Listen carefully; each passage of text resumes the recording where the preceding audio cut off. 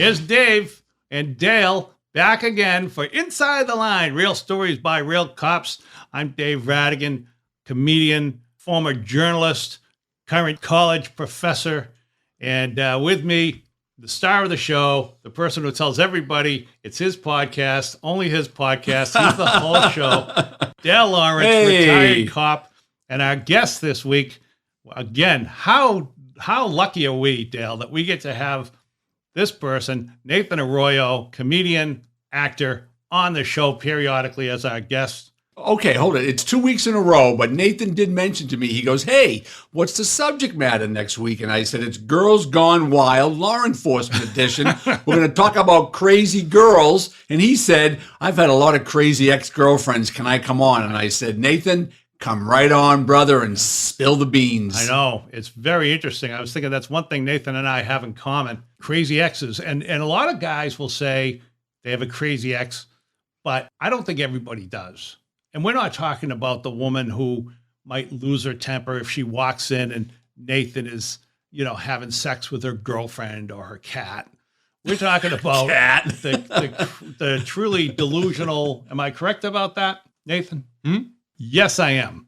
From a law enforcement perspective, a crazy girl she waits for you when you're supposed to be somewhere, and she kind of hides in the parking lot and takes a picture of you and says that she saw you talking to another girl. Kind of like the stalker mentality. Those are some of the girls we're going to deal with today. It's funny. We've talked about this in the past, but the percentage of women who are in jail, incarcerated, is much lower than the percentage of men, than the number of men. But the percentage of women who are inmates who are mentally ill, female, much higher than among men. Those are the best girls to date, Dave. They're crazy girls. As Nathan and I find out consistently. Now, not every woman I've dated has been mentally insane, but that's the thing. It's mentally insane. It's the stalker mentality. It's the delusional mentality. It's the bipolar. I told you about the girl did I tell you about the girl that I was dating? Yes, I did. Yeah, you did, yeah. And I mentioned something about, you had told me about not to date the Chinese masseuse because it might be a bad idea. Yeah, bad idea. Any Chinese masseuse is going to be involved in organized crime, and you're going to have a problem with her brother, her uncle, or someone else in that family. And when I told her what you had told me, and at that point she said, "Oh, I got to tell you now, I've got a police record, and it's long." And we were going to pull it. I think at one point we were going to. That's probably legal. You wouldn't pull that because that's not. That would be illegal, Dave. No, to I know give you classified information. I mean, me and another guy. We're going to pull it. But she volunteered that she had that. She had issues with bipolar, and it caused relationship issues that were that scene, which is that scene thing, which involves. Yeah, we got a couple of stories about some ladies who might be considered bipolar. Got some stone cold criminals, Dave. Oh, good. I like that. I want to take this second to say, if you want to email us, real stories by realcops@gmail.com is our email address, and our website is insidetheline.org. If you want to share us, tell us what you think, you can send us an email. And if you want to tell other people how much you like us and share us, we appreciate that too. But before we get to Girls Gone Wild, in the news, I love this story. This is from, who'd you get this from, Dale? I got it on the internet, Dave. I know you're you don't remember who you got it from the internet? Was it Fox? Old standby Fox News, Dave. Anyway, this is from Maryland. Is cocky the new black, it reads? County officials in Maryland think so. In an effort to make officers look less, quote unquote, intimidating, the Montgomery County Police Department could soon be shucking their black uniforms. I guess it's WTOP, which I guess is a television station there, reports that they're considering a lighter uniform to make the police officers seem less intimidating. Yeah, I think that's a good idea. And a county official is quoted as saying, there's a pretty broad consensus that the uniforms are intimidating. It's something that we ought to do, and it will take some of the intimidation out of the appearance of an officer. Well, in smaller towns, let's say populations under 50,000, where it's more community-based, the officers live in the community, the cops are in the schools, they have after-school programs, they have all sorts of programs. And what they really are looking for in that community is to know the cops, to like the cops, to be friends with the cops. And a lot of times a militant type looking cop in a dark uniform with the military type boots and the high and tight haircut and 3 guns and a bulletproof vest and all that stuff is intimidating. The cops are not approachable. So in those departments, I believe that's a nice concept. Well, I got to say the idea of the black uniform, it does strike me as kind of little what is it, SS, Gestapo? Absolutely. Okay. What and they don't say in this story, but Nathan, let me ask you this. Mm-hmm. You're the police chief in Montgomery County. What color do you pick for your new uniforms? Less intimidating. I mean, everyone always says the boys in blue, but it's always weird when everyone's wearing all black. So I would go back to, just a straight blue color, but like a sky blue, a very light baby blue. Baby blue. Robin's egg blue. Yes. Robin's egg blue. We want to introduce our new uniforms. They're Robin's egg blue. Would that work? Would that work for you if you were going to a Robin's domestic? egg blue? State police in Massachusetts has a light blue top, and their uniforms are somewhat lighter blue with a dark mix in between. So you think maybe that still would be considered intimidating? I don't think that's that intimidating, but the big high black boots and the drill instructor cap that they wear. Right. Well, it's like the Stadies in Massachusetts with their Mass State Police. Yeah, the giant boots and the fact that they've all been lifting since 4 a.m. And they're all on steroids. They're all you said it, not Marine me. Corps, veterans like myself. But I think in small communities it's great. But I think in Los Angeles, Baltimore, Chicago, places like that, it's a war zone over there. Well, you're not gonna bring anyone back to support over there. You got to just deal with those maniacs the way you deal with them. And a militant outlook in places like that, unfortunately, is the way it's going to be. And I think for the high crime areas, my daughter is always telling me pink and black, pink and black, pink and black. What do you think? That wouldn't be bad. Yeah, actually, you could do it like a superhero. And then I think you might get these cops to get on board with it. All right, Dave. I think we need to set the tone with the subject matter. All right, of Girls Gone Wild. So I want you to listen to this young lady, and hopefully you never met her in your life. Okay.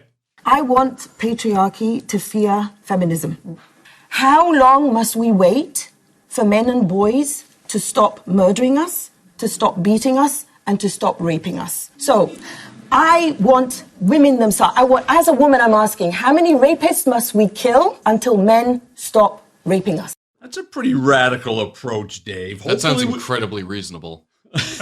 From a female perspective. No, that legitimately sounds very reasonable. I'm sure she probably teaches at a very good school, probably women's studies. She sounds, is it She's from Australia. Oh, well, Australia's a whole different deal. Yeah, she's from Australia. You know what they're like in Australia. What do they like, Dave? I've never been there, but that's okay. Too many kangaroos have kicked too many policemen in the head in Australia. Yes. Was she saying that the cops were raping women? No, they were she's making her unsympathetic? statement basically is that we females can't be taking any more shit from the males out there, and how many of them do we really have to kill before they get the message not to fuck with us anymore? That's a good point. That's pretty much her approach. How many do we have to burn in our beds before they stop? Well, we got one right out of Boston, Massachusetts. Oh, what's up? What's up, Dave? I didn't make my point. Oh, okay. I'm sorry. Let's set the tone here.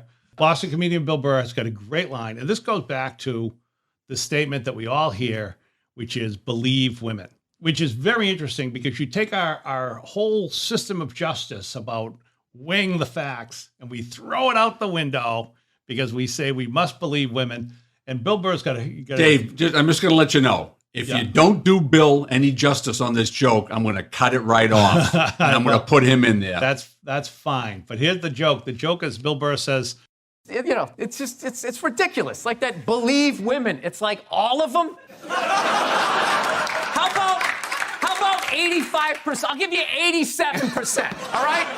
But that last 13% that keys your car, lights your shit on fire, and puts a family pet in a pot of stew?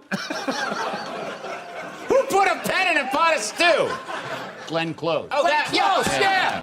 All right, So we get a case out of Boston? Oh, yeah, we got a case out of Boston. April 28th at around 12:30 a.m., Boston PD go to a 911 call for a man not breathing, unconscious, possibly deceased from a stab wound or multiple stab wounds to the chest. When they get there, they are met by the stabber, Tarnisha Reynolds, and she's claiming self-defense. She said that she got in an argument with him, he assaulted her, and she defended herself by stabbing him a couple of times in the chest, and she killed him right there where he lay. So she was okay. So it was justifiable because it was, homicide. It was self-defense. It wasn't like he was just laying there next to her.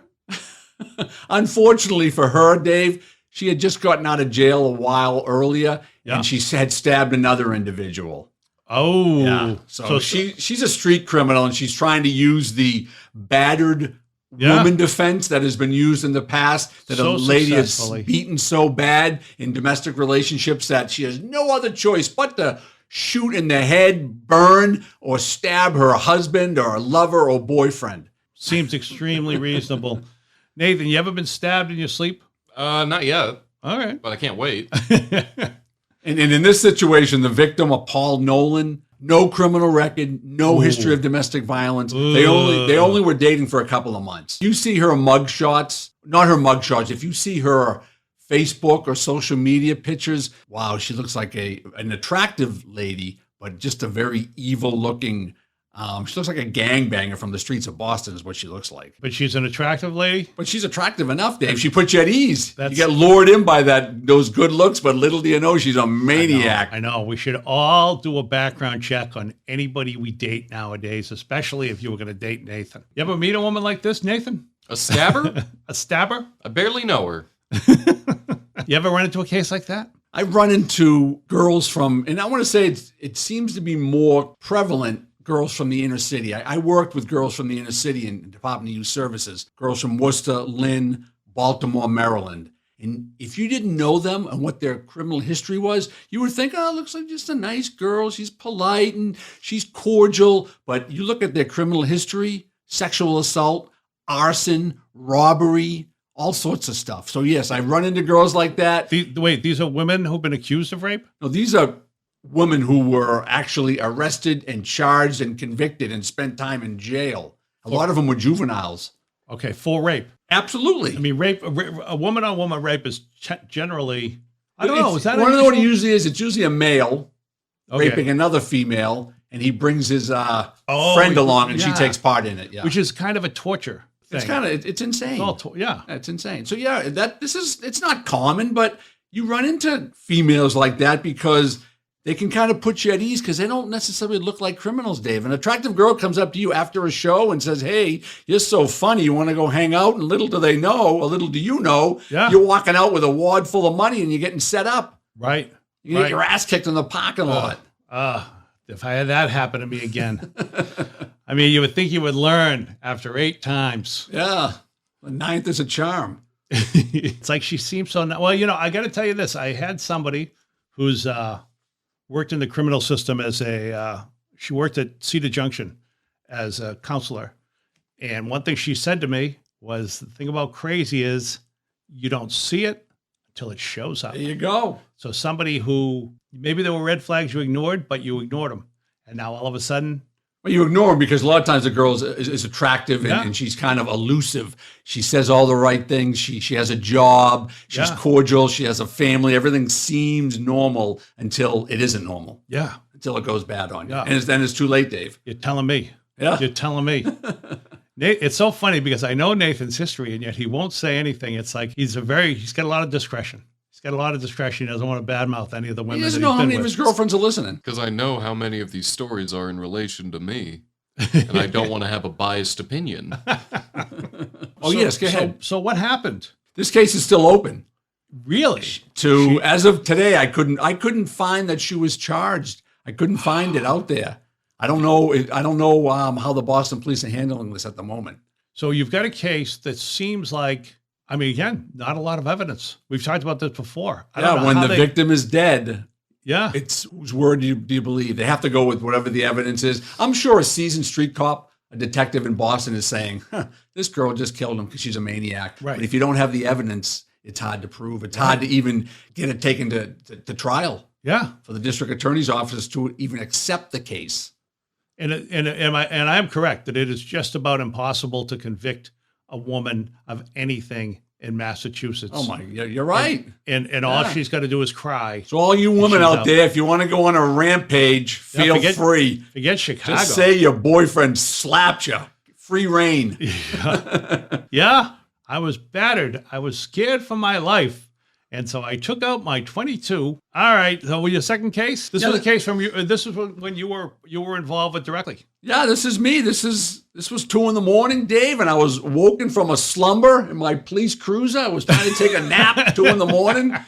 It was hot out, hot as hell in the middle of July. It's terrible. And I got a call for an unruly female. A father called. His 22-year-old daughter had just come home from a night of drinking. And I showed up at the house. She was locked in the bathroom. I kind of knew her when she was a younger kid. I knew her. I hadn't heard from her in a few years. Showed up. She was out of her mind, off her meds, drunk. She went out with a bunch of her friends. They all found a guy and they all got laid, and she went home alone. So she was, not only was she upset that she didn't meet a guy, but she was hammered and having some sort of a bipolar moment. So we finally got her out of the bathroom, and she was like 5'2", 150, sweaty, with just a tank top on and a pair of shorts, and she started attacking me. I'm trying to wrestle with her, Dave, and it's hard to grab a hold because she's sweaty. Yeah. She has very little clothes on. Yeah. And we're fighting in the I've kitchen. seen this porno. Yeah, I was going to say. I've seen this porno. And Then the pizza guy walks in. He had nothing to grab but her tube top. And her father's looking at me like, please don't hurt my daughter. The paramedics are looking at me, and I don't know how they're going to go because a lot of times they're very liberal and they're there for the victim and they hate the cops. And the firemen are looking at me like, wow, this cop's getting his ass kicked. Should we help him? I'm sure if there were firemen there and they saw you were getting your ass kicked, they would have gotten their phones out and videotaped it for so YouTube. Fortunately, the situation kind of de-escalated itself. She kind of wore herself out because she really wasn't in as good a shape as me and Dave. And I was able to handcuff her, and they took her. So when you rope-a-doped her? I rope-a-doped her. You use your boxing training to boxing rope-a-dope her? skills in a kitchen, yeah. That's the sort of thing where it's such great discretion on your part, but boy, kind of emasculating to do that in front of the EMTs. But her father probably appreciated it. Well, yeah, you sometimes you got to take it on the chin. You don't want to like physical with someone in that situation, unless they go for your gun or unless it's a life or death situation. Well, this is the thing that makes a broader thing, but this is one of the things that cops have to deal with all the time is how much violent physical abuse do you take before you get hurt? Because there's a fine line. There's a fine line. I mean, if you ever took a shot in the nuts, simple thing. She can grab my gun, start shooting. Well, listen, she hits you in the nuts, she can pretty much do anything she wants. Yeah, I hear you. She can get a power saw and you'd be like down on the ground like Marcus. Luckily, I was in the middle of my transition from a transgender, from a male cop to a female cop.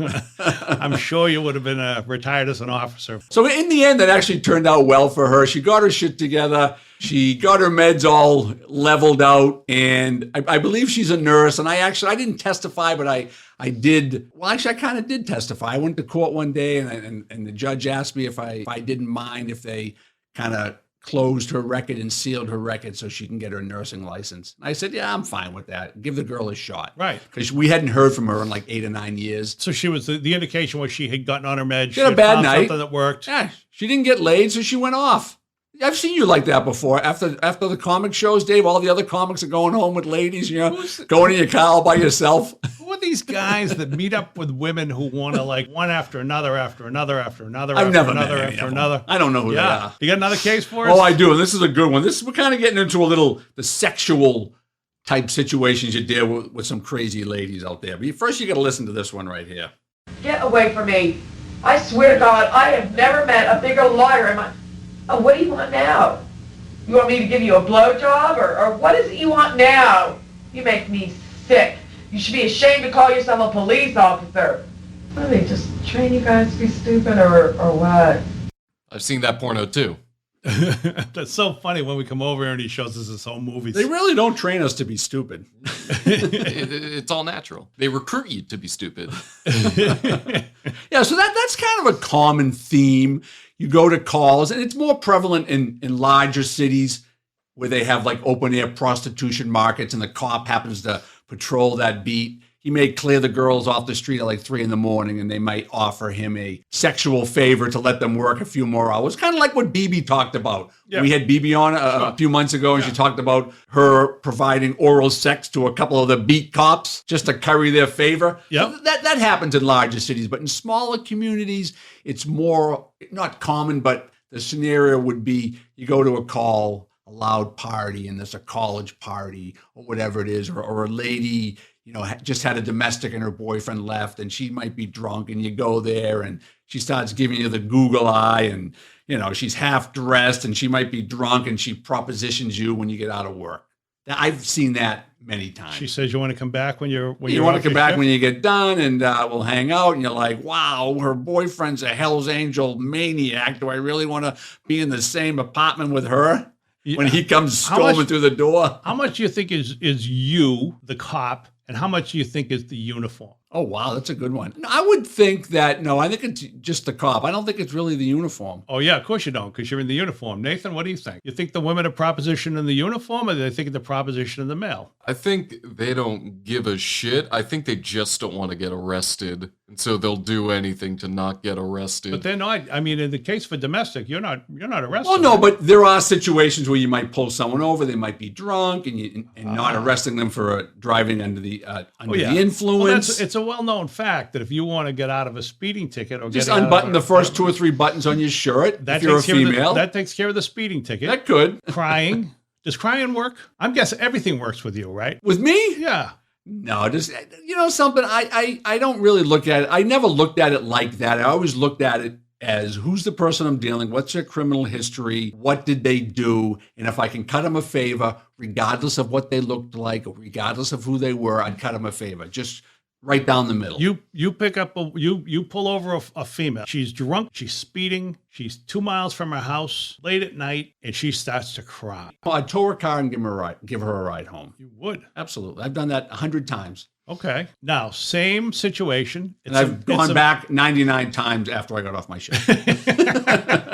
Same situation. It's a male. It's Nathan. He's drunk. He's speeding. He starts crying. Well, I've given males a ride home. I've given females a ride home. Yeah, So we all know you've given a couple dudes a ride. You're We all know. We all know what happens in the Marines. So let me ask you this question. If a woman propositions a cop, does she get off from a speeding ticket, a drunk driving arrest, a this? Does it work? Absolutely, it would work. It does. Can I cite 10 instances? No, because I think if a cop did that, he would be a cop who doesn't have a partner. He would probably be a cop who didn't let any other cop know about it because it's not something you would brag about necessarily. Okay. So I think cops do it. Cops have done it. Male cops have done it. Female cops have done it. People curry favor in different professions.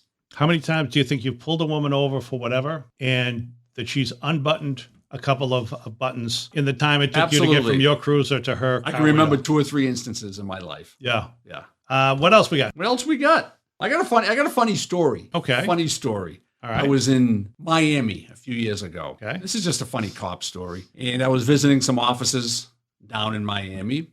We went out for a few drinks, and they said, hey, we're going to go to a strip club. So we roll up to the strip club, pull around back, private parking. And out back, there's about 15 cruisers from the local police department in the private lot. And I'm like, wow, what am I walking into? Big strip club. Yeah. Like 20 or 30 strippers in there. Okay. And if there's 200 people in there, 25 of them were cops on duty. Okay. On duty? Yeah. On duty? So policing down south is a little different. Yeah. Nathan, if you ever want to be a cop, I highly recommend anything south of North Carolina, which would be South Carolina, Georgia, and Florida. All right? Yes. Things are a little different down there. Ooh, the cream of the crop. And they spend their time, so they spend their shift at strip clubs. Well, the guys I were out with were in a strip club, and all the girls knew their names. And they were all on duty. They were all on duty. Well, in departments like that, there's a big turnover. So the guys that I'm talking about probably were either fired, indicted, quit, or retired by the time this story comes out. So, all right. So hold no on. harm, no foul, Dave. right. None of them are still working, I'm sure. I'm sure none of them were. Nathan, do you believe Dale's story? About the cops going to a strip club? No, about them all being fired. About them all being Roomed out of their apartments by now. probably not. No Probably way. not. No Probably way. kept them around. Yeah, that's what I'm thinking. Because who the fuck wants to be a fucking cop? Except These idiots. Listen, think about the old days. The old days, it was like if you were a young guy, you wanted beer, you became a cop. Just broke up high school parties, put it in your trunk. You're all set for the month. What else you got? All right, this is from a good friend of mine in Angelo, Texas. And this happens once in a while. You're a rookie cop and you're paired up with a seasoned veteran. Mm-hmm. So as a rookie, you got to kind of follow the lead of the seasoned veteran. Yeah. So they get a call to go arrest a girl from I don't really know Angelo, Texas, but I was told that there's a really nice, wealthy part of Angelo, Texas. Okay. And there's a girl wanted out of out of Hawaii.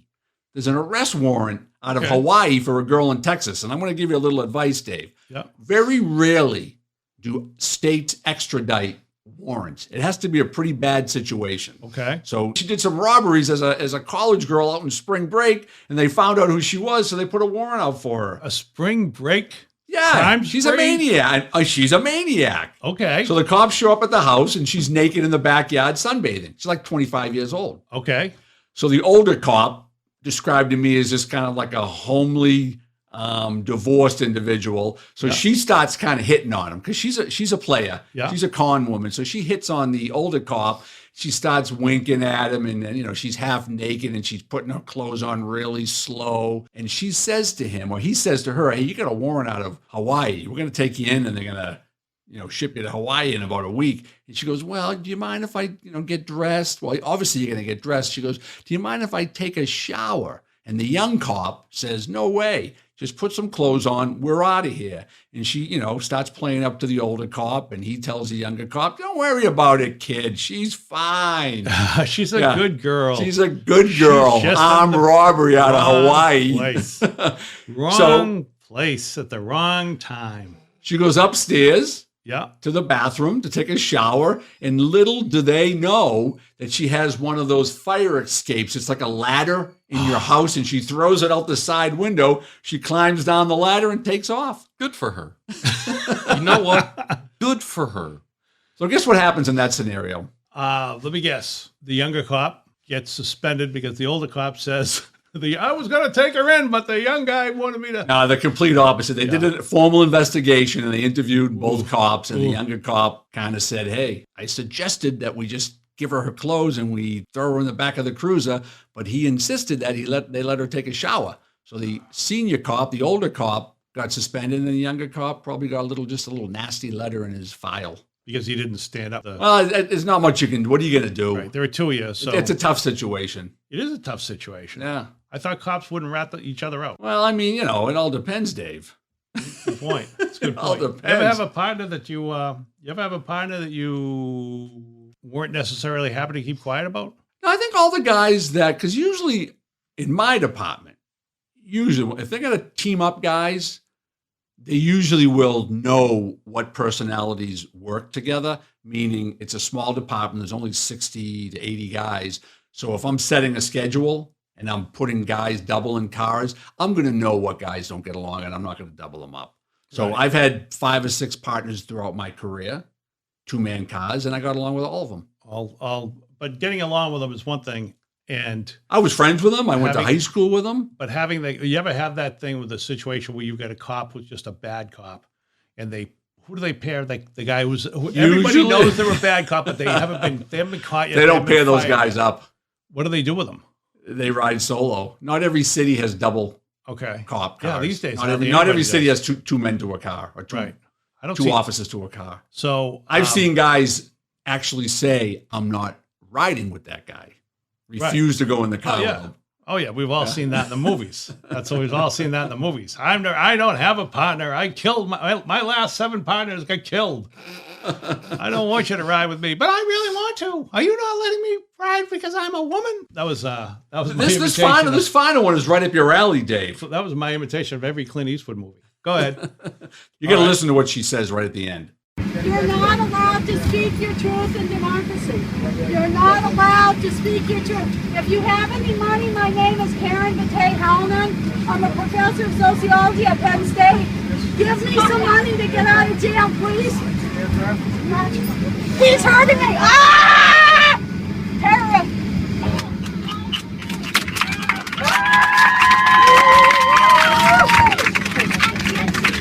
Like I said, Dave, right up your alley, because she's a professor of sociology at Penn State University. She was on a school trip coming home from Nicaragua. Yeah. And whatever happened on the flight from Nicaragua to Miami, she had a mental breakdown. She started going nuts, started harassing everyone, just started babbling incoherently. This is on the plane? On the plane. Okay. Yeah, on the plane. All the students are listening to her. And when they landed in Miami, the Miami Police Department or whatever police department covers the Miami airport, arrested her on the plane. Yeah. And that's the people, you hear the clapping. Right. Those are the other people in the plane clapping that she got arrested and taken off the plane. So that's a lady with like a mental health Right. issue. Right. Well, they say that that mental health tends to strike people with higher IQs. Oh, so you've probably had many instances, Dave. Well, thank you. Me and That's very Nathan have never had I one. was going to say you guys are covered, but I was going to say we're all covered. But thank you for that. I feel badly for the woman because obviously anybody who melts down on an airplane, even Yeah. if you're not afraid of flying, you're still stuck in a tube. Maybe if you just up in the shut your air. mouth, close your eyes, and wake up when your plane lands, you'll be all set. A lot of people would prefer to do it that way, but it's amazing to me how many people are losing it on airplanes these days. Oh, it's insane. Actually. It's insane. Yeah. But it's, No, it would help allowing drugs on airplanes. Everyone gets stoned, yeah. you know something? I don't think it would because here's the Really guess. Even if you did gummies, some people it makes them paranoid. Would you want to be paranoid? Oh, in a- rushing for the door and trying to open the door in mid-flight, Dave. I don't think they'd do that, but it might internally it might get. No, you know something? You're might right. Freak out. Yeah, you're right. I don't know what a good way is. I used to get wicked paranoid when I smoked weed. Did you? Yeah, especially I'm sitting in my cruiser and I'm fucking stoned, Dave, and I'm like, please don't call me. Please don't call me. I'm so Oh no, stoned. the cops are here. Oh wait, I am a cop. Fuck. You know, and when I think about you getting stoned, I think about Christopher Walken in The Deer Hunter when they're playing the game of Russian roulette. That's kind of what I'm seeing. Can you- I'm getting high and playing Russian roulette. yeah, that's what I'm seeing. Yeah, I'm that's a seeing great- Dale as Walken playing Russian roulette, but he's not in the prison, just in his cruiser. All it Just takes killing time. is one shot. All it takes is a little bit of luck. That's how the game is played. That's exactly what it sounded like too, Dave. Yeah, so we deal with a lot of females, whether they be 50-year-old ladies like this lady from Penn State University, Karen Halnon, give her a little airtime Yeah, here, that's or nice. 15-year-old girls who are having mental health breakdowns. You deal with them. It's very, very common. In most instances, you can deal with them. You can manage them. You'll hook them up. You get them into the hospital, and you try to de-escalate the situation. But there's many instances where girls have just run naked through the streets. They've come out with weapons. They've tried to assault cops. I remember years ago, we had a new young lady who came into the community in a mental health program. It was like a Saturday night, middle of July. Me and my partner get a call for a disturbance. We walk around back of the house, and within 2 seconds of turning the corner, Dave, there's this 5'10", 350-pound maniac girl holding a knife. And that was the beginning of probably 300 encounters with that girl over 10 years. Wow. And we said to ourselves, we could have shot her 10 years ago Yeah. and put her out of her misery. We wouldn't have had 300 calls with her. That's what you always want to hear from a fucking cop. God damn it, we should have just shot him. You know, that would solve a lot of problems. Well, you know. And you wonder why people are so scared of you. Oh, you want to take away my black boots? They're not scary. I'm not a scary guy. I just want to shoot the mentally ill. They're annoying. Poor me, Mr. Police Officer. I got tackled by a sweaty 22-year-old girl in a tank top. Poor me, I was so embarrassed. Ooh. That pretty much sums it up right there. You know, the only thing I'm going to take out of this whole podcast episode is the image of the girl who's being extradited to Hawaii, Yeah. sunbathing naked in her backyard, and scamming that cop. Oh, By yeah, the way, scamming the cop. and sociopath, right? That's what you would call her? She's just a con woman, and she used her good looks, and she was naked. I mean, that's half the battle right there. I know. can be conned. If a couple of naked girls are saying, please don't arrest me, or do you mind if I just go in my car and hide the gun and the drugs and they take off on me? Yeah, it's that whole naked girl type thing that kind of catches you off guard. Catches you off guard. All right. Well, so that's the last. So then our takeaway for this episode would be for all of our cops who are listening out there, it's just because the woman is naked doesn't make her your friend. All right. Do we have a takeaway for this? Well, I think a takeaway for Nathan. I have a takeaway. Oh, go ahead. We should hire more gay cops. So then this isn't a problem. Yeah, but then you'd have the same problem going the other way. Would we? I'll end it with this quick little story. We got a call for a college party. I showed up myself and a female officer. It was college students from out of the country. They were exchange students. A lot of them were from Italy. So we walk into the backyard. It's a big barbecue. It was a little loud, so we just went in there to try to de-escalate and kind of say, hey, everything's cool. Just keep the noise down. Your neighbors are complaining. There's 100 people there. 90 girls, 10 gay guys from Italy. Gay guys from Italy? Absolutely. Tank tops, buffed body, muscle. They're all like about 24 graduate students. So wait, this means that they're gay? Well, They've they got were, buff because bodies? they all approached me and asked me who I was, what's your name, how long you been a cop, Was it are him? you married? All right, hold on. Was it him or was it the uniform they were approaching? I think they could just tell that he was hiding something deep down inside of him. They could sniff it out, just like closet homosexuality from the East. Ooh. And I asked the female officer after we cleared the call, and I said, you can be honest with me. Do I put off some sort of a Yes. vibe? Yes. And she never answered it. She didn't answer. No, she didn't answer. She even just lie laughed. for you? She just laughed. So there you go. So I think Nathan's suggestion that we just let cops just hire more gay cops, they're going to be hit on by guys or girls or whatever. They will be. You know, so They will be. And if you get pulled over, you don't know. I won't know. The next time I'm pulled over, I don't know if I should unbutton or if I should not unbutton. All right. Anyway, so as we've proven, Bill Burr's right. 87%, whatever the number is. But yeah, Bill Burr's right. That's been it for Inside the Line. Real stories by real cops. I'm Dave Rattigan. That's Dale Lawrence. And this is Nathan Arroyo.